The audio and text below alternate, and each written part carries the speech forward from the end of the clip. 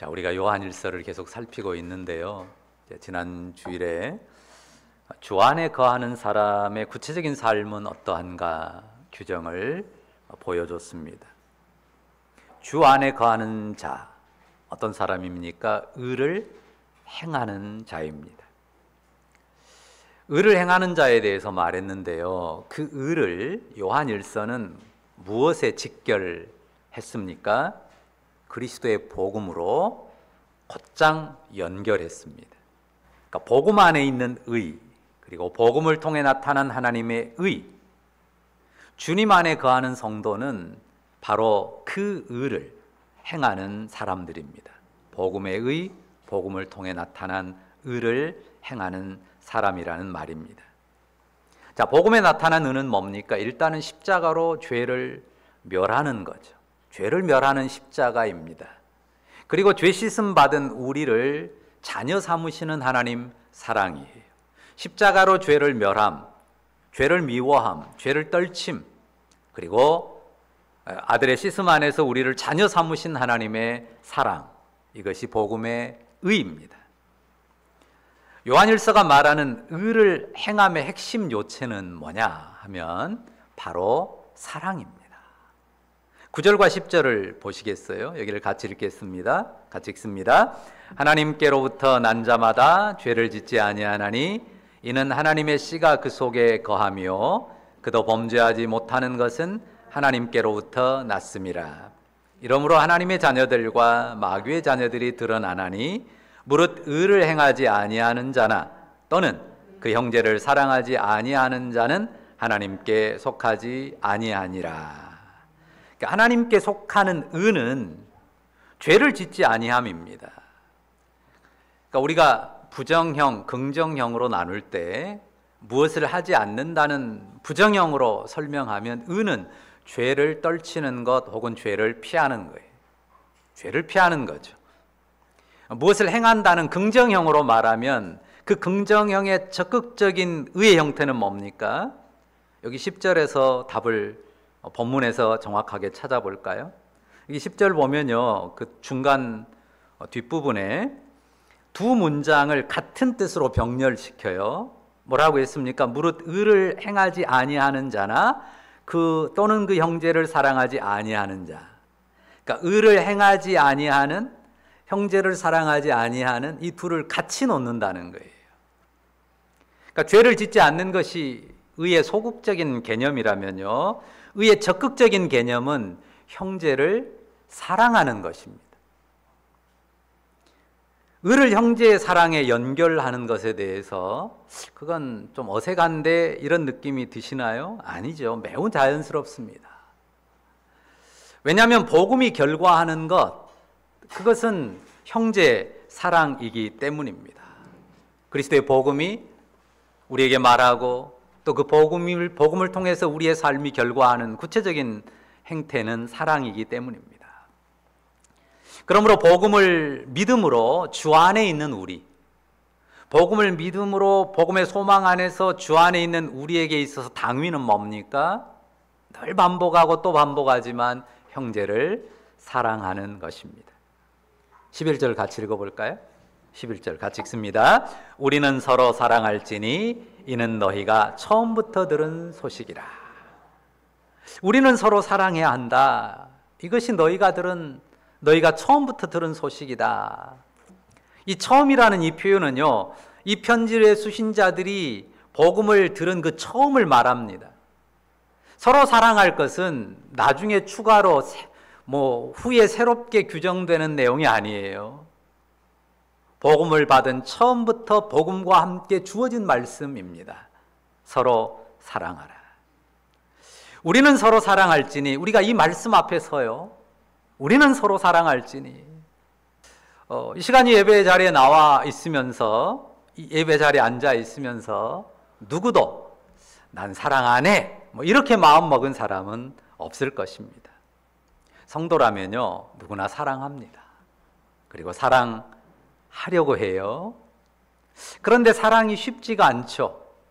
장애물이 많습니다. 사랑하려다가 장애물에 부딪힙니다. 자, 이런 생각이 가능해요. 사랑 안 하고요, 사랑하려고 애쓰지 않으면요, 실망할 일도 없습니다. 가슴 아플 일도 적어요. 아프지 않습니다. 마음의 상처도 적습니다. 그런데 사랑했단 말입니다. 사랑으로 대하려고 무진 애썼단 말이죠. 그래서 실망이 크고 또 가슴도 아프고 마음의 상처도 남습니다. 사랑할 마음이 없는 게 문제가 아니에요. 우리가 사람 안에 있는 근원적인 문제를 더 정확히 알아야 합니다. 자, 12절을 같이 보실까요? 12절 읽어볼까요? 같이 읽습니다.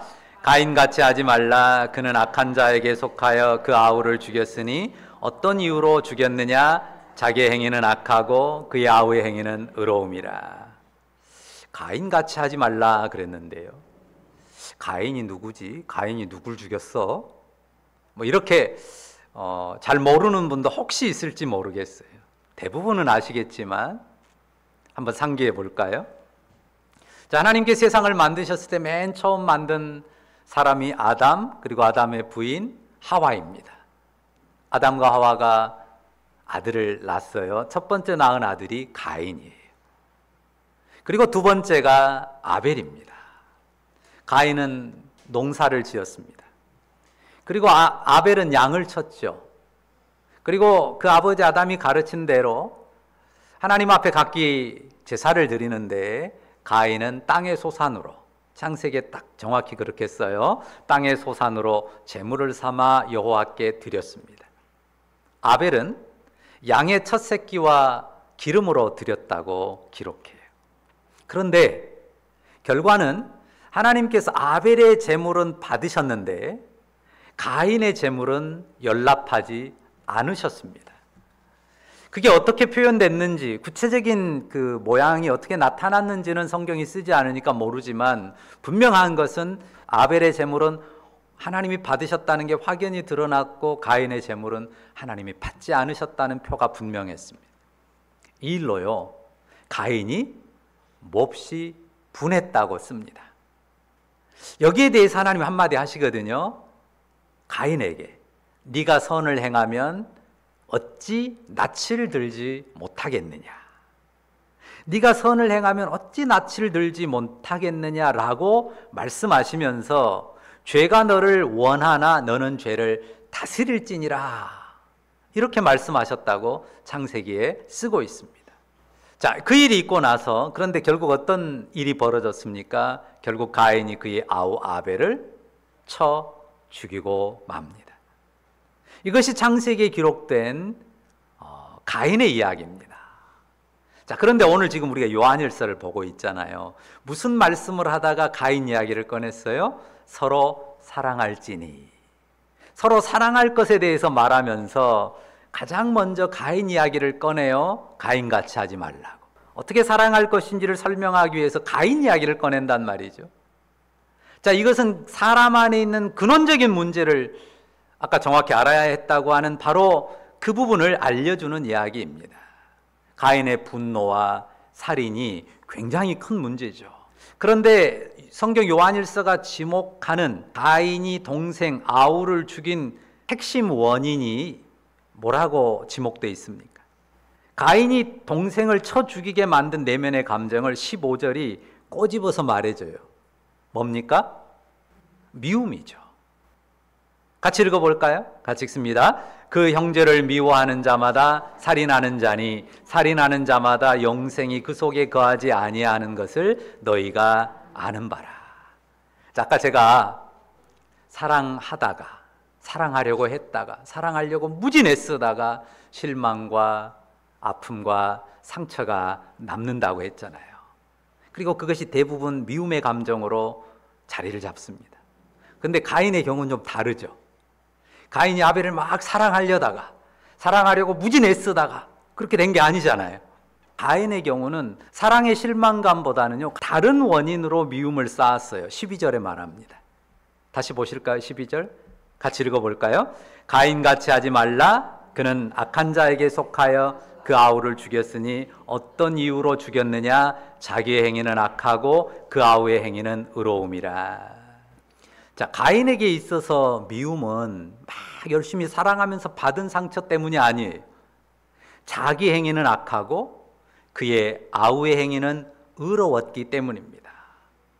그러니까 미움이 무엇에 의해서 컸어요? 자기 행위의 악함과 아우의 행위의 의로움을 비교하면서 키운 미움입니다. 그 미움이 살인으로 이어졌어요. 자, 비교라는 말을 했는데요. 비교 자체는 문제가 아니에요. 비교라고 하는 것은요, 어쩌면 가치 중립적이라고 말할 수 있어요. 무슨 말이냐면요. 자, 하나님께서 가인에게 평가를 주셨잖아요. 분명한 평가를 주셨어요. 그러면 그걸 가지고 동생과 나를 비교하면서 이렇게 생각할 수도 있잖아요. 아, 내 행위는 악하고 아우의 행위는 의롭네. 그래, 내가 잘못했어.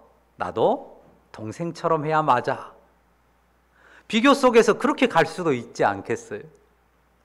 그러니까 비교 판단이 선으로 갈 수도 있단 말이에요.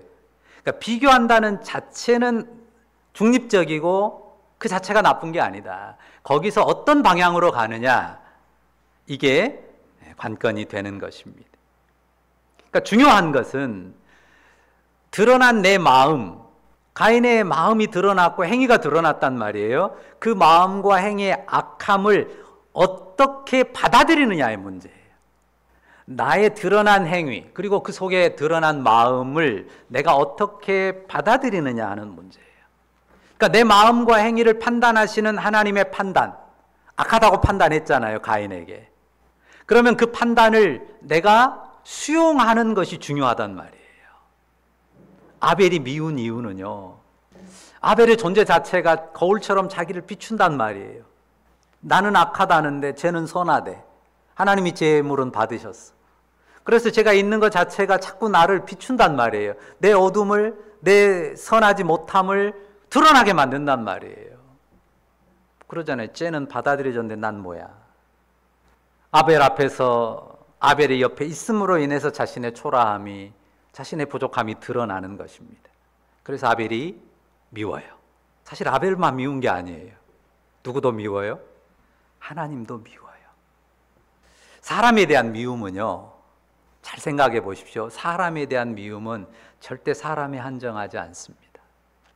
사람에 대한 미움은요, 하나님을 향한 미움이기도 합니다.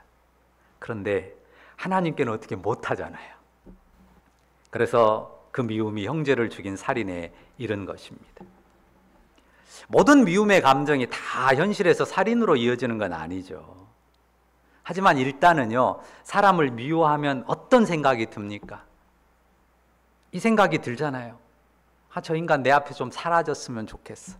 내 눈에 좀 안 띄었으면 좋겠어. 이 생각 들잖아요. 누군가 미운 마음이 드는 사람 내 눈에 안 띄기를 바랍니다. 내 앞에서 없어지기를 바래요.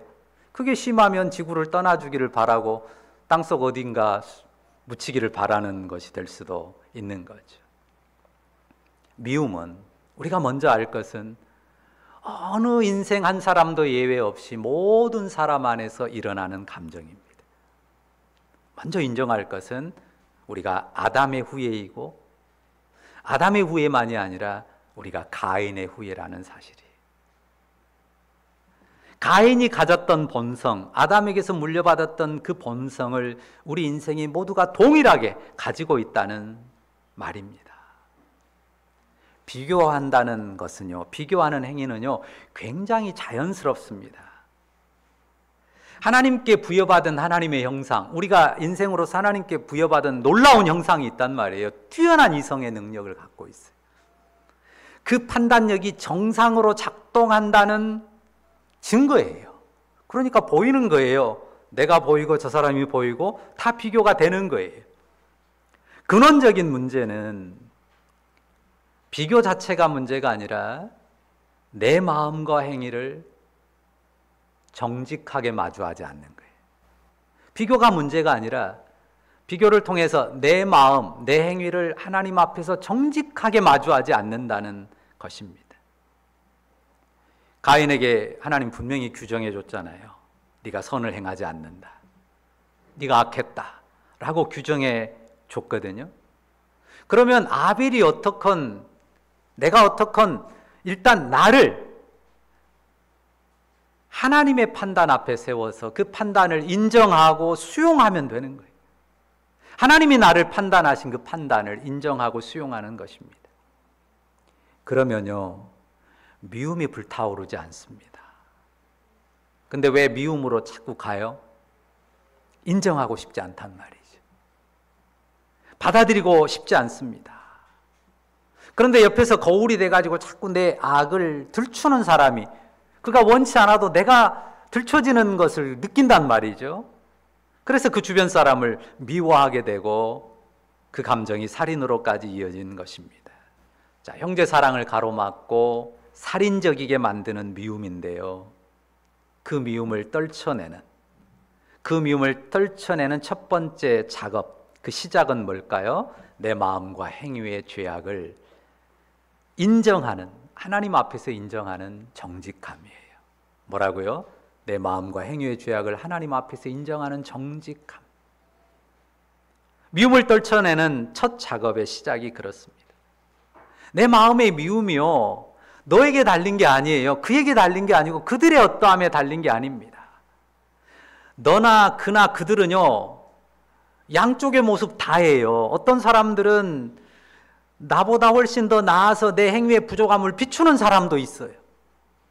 그런가 하면 그 반대로 너나 그나 그들이 나보다 아주 악한 그런 사람일 수도 있습니다.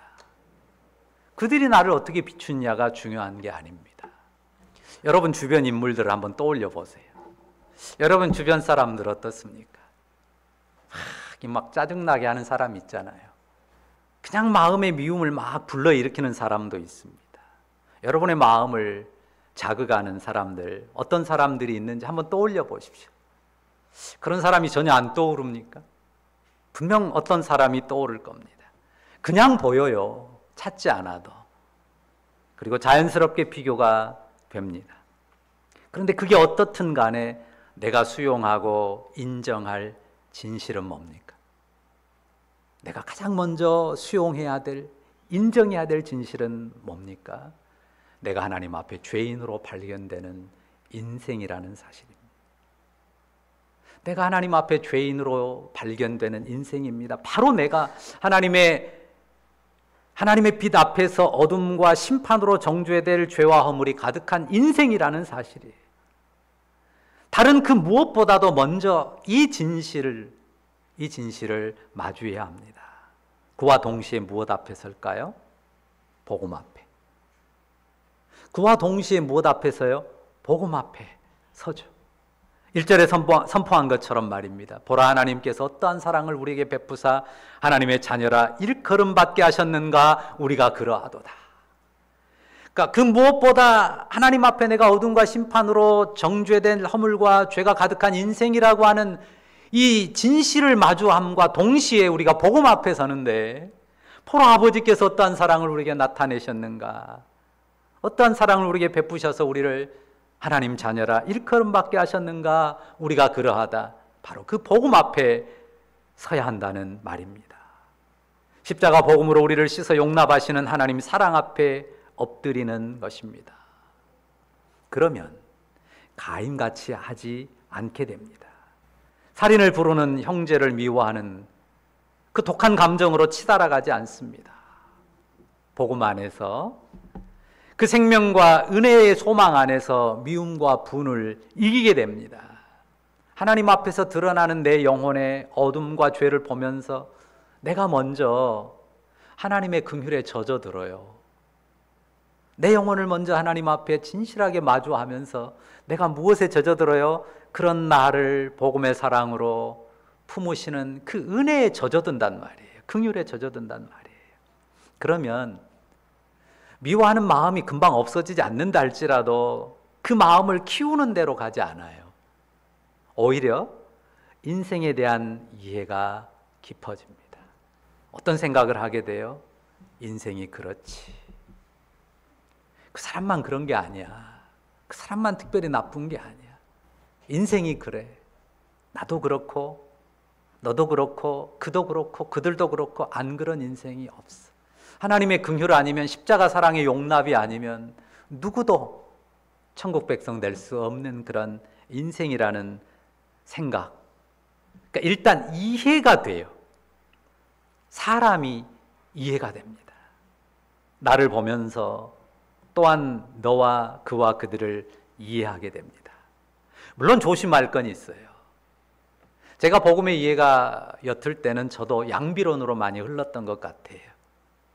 너는 죄 없냐? 나도 죄인이고 너도 죄인이니 다 잘못인데 무슨 할 말이 있냐?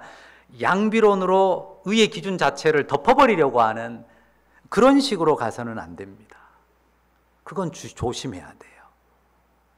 양비론으로 가서는 안 되지만 그럼에도 불구하고 하나님 앞에서 죄인된 나의 실존을 인정하는 것, 그것으로서 인생을 보고 나를 보고 너를 보고 그를 보고 그들을 볼 줄 아는, 그러면서 내가 받은 복음의 사랑을 깊이 인정하면요, 금방 막 사랑하고 축복하는 데까지는 안 가도요, 미움을 키우진 않습니다.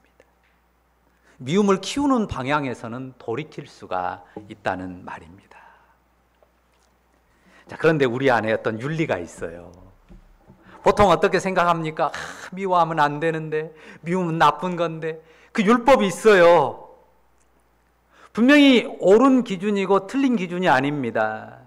그러나 백날 싸워보십시오. 미워하면 안 되는데, 미워하면 안 되는데 하면 미움이 이겨지나요? 율법 가지고는 미움을 못 이깁니다. 무엇으로 이긴다고요? 하나님 앞에서는 정직함. 하나님 앞에 발견된 죄인된 인생으로서의 나를 정직하게 비추어 보는 그 진실함, 그리고 그런 인생을 어떠한 사랑으로 용납하셨는지 복음의 사랑을 기억하는 그 믿음. 그럴 때 우리의 마음이 조금씩 녹아져요. 풀어져요. 그리고 하나님 사랑에 젖어들게 됩니다. 하나님 사랑에 젖어들지 않는 사람이 어떻게 사랑이 나와요? 하나님의 사랑에 젖어드는 마음이 아닌데 어떻게 형제를 그리고 서로 사랑할 수가 있습니까? 불가능한 일입니다. 율법을 따라 신용은 할 수 있어요. 그러나 결국은 실패합니다. 우리는 율법으로 하는 것이 아니라 복음 앞에 나타난, 복음의 의 앞에 나타난 우리 자신의 연약함과 허물의 그 진실, 그러나 그보다 더 강력하게 나타나는 어떠한 사랑으로 우리를 용납하셨는지 하나님의 그 크신 사랑, 그 복음 앞에 우리를 세우는 것입니다. 그러니까요, 늘, 그리고 다시 무엇 앞에요? 복음 앞에. 무엇 앞에요? 복음 앞에. 늘 복음 앞에 나를 세우고 다시 복음 앞에 나를 세우는 거예요. 그럼으로써 우리가 사랑하게 될 것입니다. 사랑해야 된다는 당위, 그 율법을 가지고요, 절대 사랑이 나오지 않아요. 오히려 위선만 나오거나 자책만 커지기 쉽습니다. 늘, 그리고 다시 복음 앞에 우리 영혼을 세우는 것 때문에 우리가 미움과 싸우고 미움을 이기면서 형제를 사랑하는 삶으로 나아가리라고 믿습니다. 다시금 복음 앞에 엎드리면서 복음의 사랑에 젖어들기를 바라고요, 그것으로서 세상의 미움을 이기고 형제 사랑으로 세상에 축복이 되는 여러분, 우리 모두이기를 간절히 바랍니다. 기도하겠습니다. 사랑의 주님, 진리의 빛을 우리에게 비춰주셔서 감사합니다. 우리가 어둠인 것을, 우리가 어둠으로 영원한 정죄와 형벌에 처할 수밖에 없었던 인생인 것을, 그 진실을 마주할 수 있는 정직함을 우리에게 허락해 주셔서 감사합니다. 우리가 죄 없다 하면 속이는 거지만, 우리가 죄를 자백하면 미쁘시고 의로우신 주님이 우리를 깨끗하게 하시며 우리 죄를 사하시는 것을 믿음으로 다시 한번 복음 앞에 서고 어떠한 사랑으로 우리를 용납하셨는지 그 복음의 놀라운 사랑으로 우리 영혼을 비추게 하시니 감사합니다. 우리가 그 복음의 빛 앞에, 그 사랑 앞에 젖어들기를 원합니다. 아버지 하나님, 우리가 사랑하기를 원하고 미워하지 않기를 원해도 율법으로는 불가능합니다. 우리가 하나님 앞에서는 진실함으로 우리 영혼을 살피고 그 우리 영혼을 비추는 복음의 위대한 사랑으로 우리 영혼을 적시고 그 사랑에 젖어드는 우리가 되어서 젖어든 만큼 그 사랑을 흘려보낼 수 있는 축복의 사람들 되게 하여 주옵소서. 우리 주님이 형제를 사랑하도록 우리를 빛 가운데 두셨사오매 형제를 사랑할 수 없는, 사랑할 능력이 적은 우리 옛사람을 복음 안에서, 주님의 십자가 안에서, 주와 연합함 안에서 떨쳐버리고 오직 그리스도께 연합한 사람으로 주 안에서 능한 사랑의 사람으로 성장해 가게 하여 주옵소서. 예수님의 이름으로 기도합니다. 아멘.